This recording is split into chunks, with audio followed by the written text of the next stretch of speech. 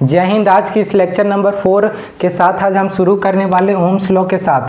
पिछला lecture number 3 में voltage और पोटेंशियल डिफरेंस के बारे में बता दिए थे लेक्चर नंबर 3 में। लेक्चर नंबर 4 होने वाला है ओम्स लॉ, इलेक्ट्रिसिटी का चौथा वीडियो होने वाला। ठीक है, अभी तक कितना हम लोग फार्मूला पढ़ चुके हुए, आज हम लिखते हैं टोटल।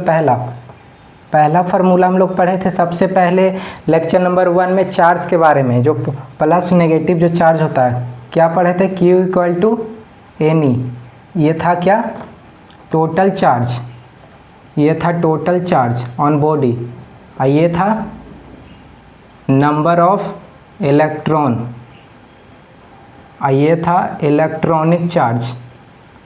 इलेक्ट्रॉनिक चार्ज था ये, जिसका वैल्यू 1.6 × 10⁻⁻19 कूलम था। ठीक है, पहला था। ये दूसरा क्या पढ़े थे? दूसरा हम लोग करंट के बारे में पढ़े थे। I equal to Q/T। Q/T मतलब ये हो जाएगा, चार्ज हो जाता है, ये चार्ज अपॉन टाइम था, चार्ज अपॉन टाइम।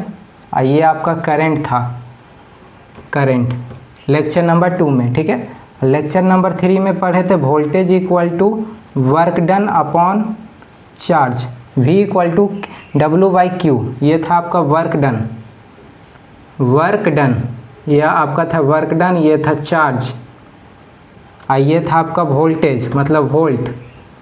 ठीक है, मतलब कुल मिला के लेक्चर नंबर 1 में चार्ज के बारे में, लेक्चर नंबर 2 में करंट के बारे में, और लेक्चर नंबर 3 वोल्टेज के बारे में। लेक्चर नंबर 4 आज ओम्स लॉ आज पढ़ेंगे। ओम्स लॉ क्या होता है?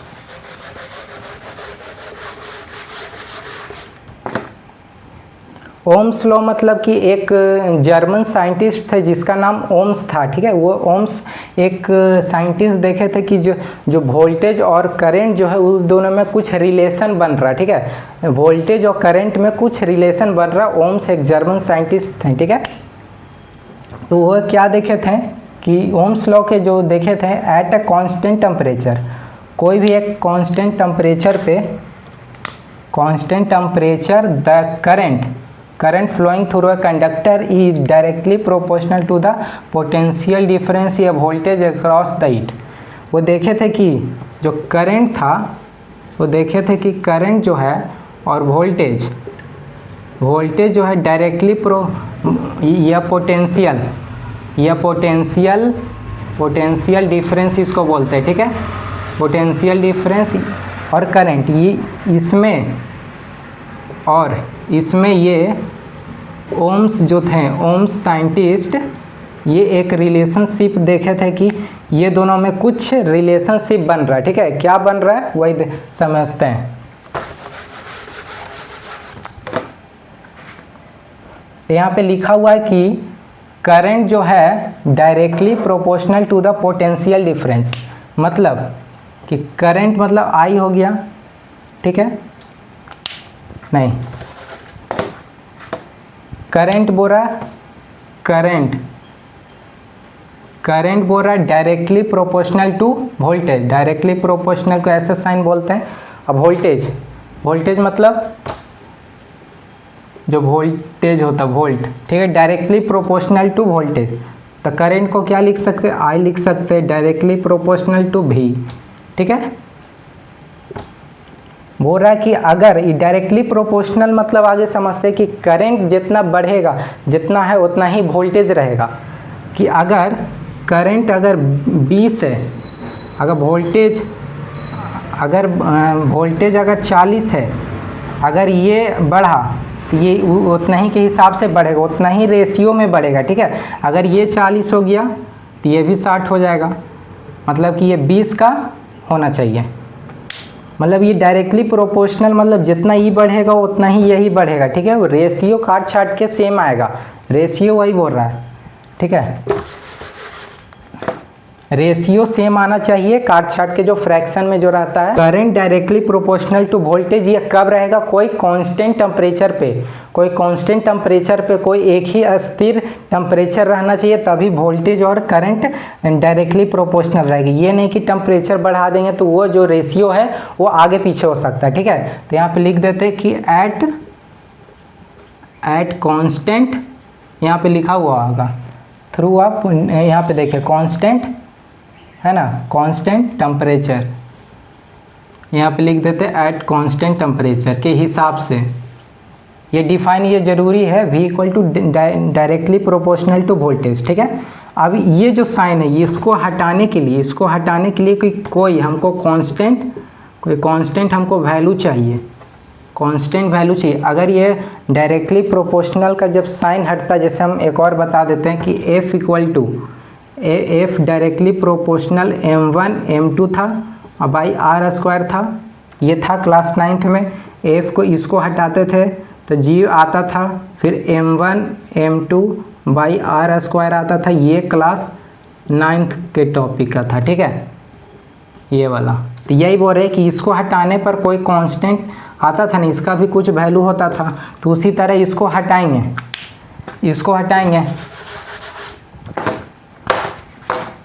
इसको हटाने के लिए क्या लिखेंगे, वोल्टेज इक्वल टू, वोल्टेज को हम इधर कर लिए, I तो रहेगा ही, अब इसके जगह पे R लिख देंगे, ठीक है। R क्या है, R जो है रेजिस्टेंस है। ये रेजिस्टेंस हम बताएंगे 5th या 6th लेक्चर में, रेजिस्टेंस रेजिस्टिविटी के बारे में बताएंगे, ठीक है। तो ये आपका एक ये फार्मूला आ गया, V इक्वल टू IR, यहाँ पे ये आ गया। यहाँ पे लिख देते V क्या है, I क्या है और R क्या है। V मतलब हो गया वही पोटेंशियल डिफरेंस या वोल्टेज, और करंट हो गया ये, I मतलब करंट हो गया, और R मतलब ये रेजिस्टेंस हो गया, ठीक है, रेजिस्टेंस। ये R से डिनोट होता है, ये I से और V से, मतलब कुल मिला के जितना वोल्टेज रहेगा उससे डायरेक्टली प्रोपोर्शनल टू करंट हो गया, यहाँ पे लिखा हुआ, ठीक है। और रो के ये डायरेक्टली प्रोपोर्शनल का ये साइन जब हटेगा तो कोई कांस्टेंट वैल्यू आएगा जिसका जो R यहाँ पे रख देंगे, ठीक है। जो R क्या है, रेजिस्टेंस है, R क्या है, रेजिस्टेंस है। जैसे एक और एग्जांपल लेते हैं कि जैसे एक ये, ठीक है, ये इसका ये पानी है, ठीक है, और यहाँ पे ऐसे पानी गिर रहा है, ठीक है। तो ये जो हाइट है ये आपका ये वोल्टेज है, ये वोल्टेज है, और ये जो पानी गिर रहा है ये करंट मान लेते हैं, ठीक है। तो करंट देखिए यहीं पे गिर रहा है, ठीक है, और एक ये पानी ले लेंगे जो इतना पूरा भरा हुआ है, इसका वोल्टेज आप देख सकते हैं, वोल्टेज इसका हाइट है, लेकिन ये पानी बहुत दूर तक बिक रहा है। काहे कि प्रेशर के जितना वोल्टेज ज़्यादा रहेगा तो करंट भी ज़्यादा रहेगा। तो ये करंट आप देख सकते हैं कि इतना दूर तक ये पानी यहाँ से यहाँ जा रहा है, और इसका वोल्टेज कम है तो पानी यहीं पे आ रहा है। तो कुल मिला के घर में अगर वोल्टेज कम आ रहा है तो उस कारण से जो कोई भी अप्लाइंसेस से बहुत धीरे धीरे चलता है, ठीक है। तो यही बात है कि डायरेक्टली प्रोपोर्शनल है, वोल्टेज जितना अच्छा रहेगा उतना अप्लाइंसेस अच्छा से काम करेगा, टीवी हो, फैन हो, एसी हो, कुछ भी हो। करंट और I जो है और डायरेक्टली प्रोपोर्शनल वोल्टेज, कुल मिला के ओम्स लॉ में यही बात किया गया, ठीक है। ओम्स लॉ यहाँ पे ख़त्म होता। अब हम लोग बढ़ते हैं ग्राफ पे। किस पे, ग्राफ पे। ग्राफ भी एक इम्पॉर्टेंट पार्ट होता है ओम्स लॉ में, ठीक है, ठीक है। अब यहाँ पे इसको मिटा देते हैं।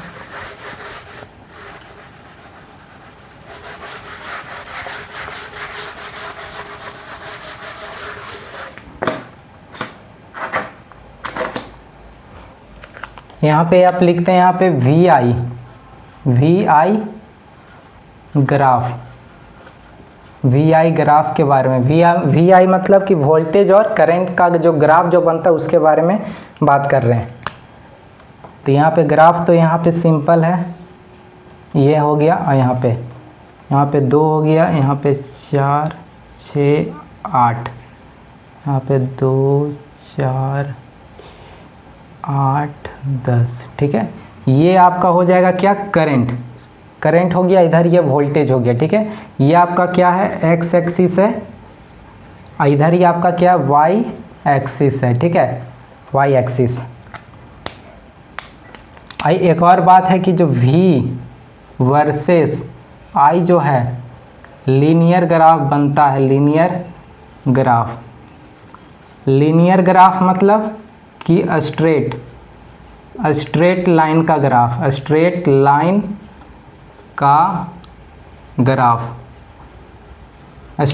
का ग्राफ मतलब कि जितना डायरेक्टली प्रोपोर्शनल है ना, इस कारण से जितना वो बढ़ रहा था उतना ये भी बढ़ रहा था, स्ट्रेट बन जाता है, ठीक है। तो यहाँ पे लिख देते हैं straight straight line, straight line, ठीक है।